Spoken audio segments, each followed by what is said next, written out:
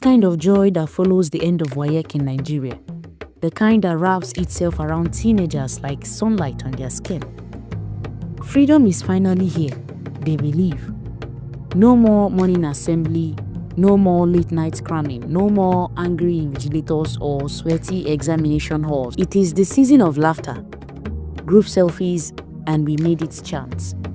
For the 17-year-olds, Toju, Zina, Ebuka, Mona, Dayo, Temi, and Seyi, this freedom tasted even sweeter. They had always been close, classmates who had grown into friends, friends who had become family. And to celebrate the end of exams, they wanted more than fried rice and party jollof. They wanted a story, something different. It was Zina who brought up the idea first.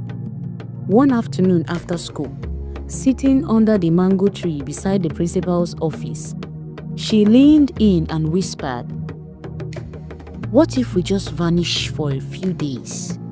Just us. No parents, no siblings, no wahala." The others looked at her, half curious, half suspicious. "Vanish go where?" Mona asked. And that was when Ebuka mentioned it, the rock heaven. "There's this place at the edge of the town," he said. "Just one old hut leaning against a massive rock. It's like a forgotten corner. My cousin told me about it. Nobody goes there anymore." "That's perfect," Toju grinned. "We will have our own world."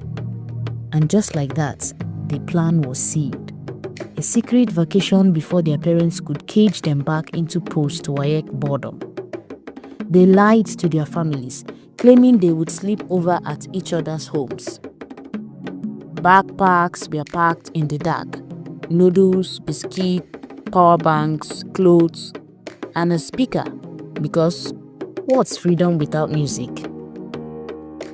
When the sun set on Friday evening, they gathered like shadows at the bus stop. The journey took a while, winding past farmlands and lonely footpaths. As they neared the outskirts, the road thinned and the air changed. It was colder, quieter, the kind of silence that seemed to breathe. And there it was, the hut. Perched like a waiting animal against the back of a giant rock, each straw roof dropped like tired eyelids. One wooden door, a tiny window, and an overgrown bush on every side. Behind it, the rock rose into the sky like the back of a forgotten god. Tall, cracked, and ancient. Creepy, Temi whispered. But the others laughed it off. After all, they were 7. And youth, in numbers, feels invincible. They moved in quickly, spread out mats, laid out food, connected the MP. Afrobeat filled the air, laughter bounced off the rock. That night was beautiful. They told stories by the fire, roasted marshmallows on toothpicks, and argued about who would become rich first. Ebuka danced offbeat. Mona tried to freestyle a rap. Zina wrote quietly in her notebook, her eyes scanning the trees.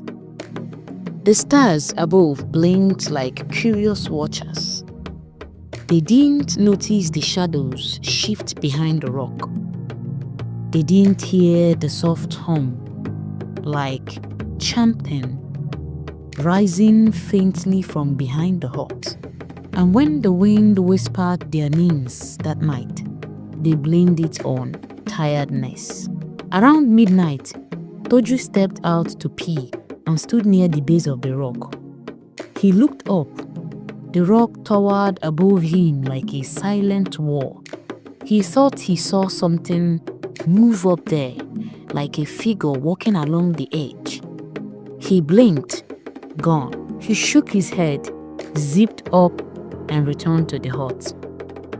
Inside, Temi was wide awake, her eyes fixed on the door. "Did you hear that?" she asked. "Hear what?" "A voice." He laughed, "A bit too loud." "Relax, abeg, you are just scared of bush sounds." But she wasn't the only one.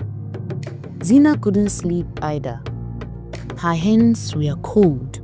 Her notebook had started shaking earlier, just slightly, as if moved by wind, even though all the windows were shut. She wrote one word without knowing why. By morning, the hut felt different. It was colder. The smell of smoke and something burnt hung in the air. Someone had knocked over the noodles. Outside, the trees stood still, too still. The rock watched. Seyi was the first to say it. "This place feels off." Dayo laughed. "You dey fear bush?" But even he couldn't deny the strangeness. How their phones had lost signal. How the paths they took to get there seemed to have faded overnight. Still, they brushed it off. After all, weren't they the ones who wanted adventure? They didn't know it yet. But the rock hut was more than a forgotten place. It was a threshold. And now that they had crossed it, the land had taken note, and it would begin to whisper back.